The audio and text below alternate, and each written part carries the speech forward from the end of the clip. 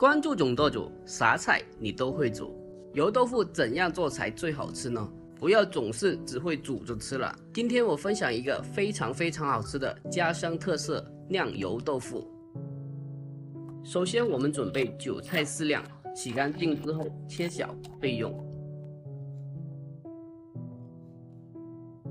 肉馅中我们加适量的盐，还有适量的鸡精，再来一点生抽，少许的蚝油，还有一点黑胡椒粉，再加一点点的水淀粉，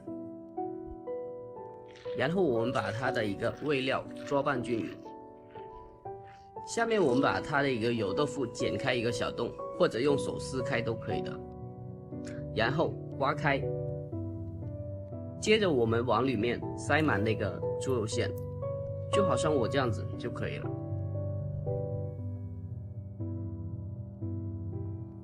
下面我们起锅烧油，下姜葱进行爆香。爆香料头之后，我们加入汤水，没有的话清水就可以了。下面我们开始调少许的味道，加一点的生抽，还有蚝油，再来一点老抽进行调色。这一个步骤不用调的太咸了，因为它的一个肉馅本来就有一点的味道。盖上锅盖之后，我们中火焖煮15分钟。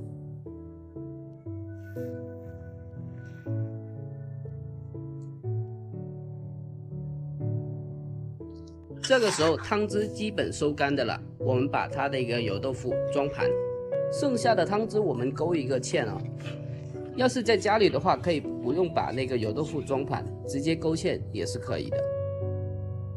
最后来一点尾油，增加芡汁的一个明亮，这样的话芡汁就可以了。最后我们把调制好的芡汁爬到油豆腐的一个面上，这一道菜就算完成了。下面是技术总结：第一，馅料可以根据自己的口味进行添加；第二，肉料调味的时候，我们只需要加8成的底味就可以了，后面在焖煮的时候再加2成的底味就刚刚好。您学会没有呢？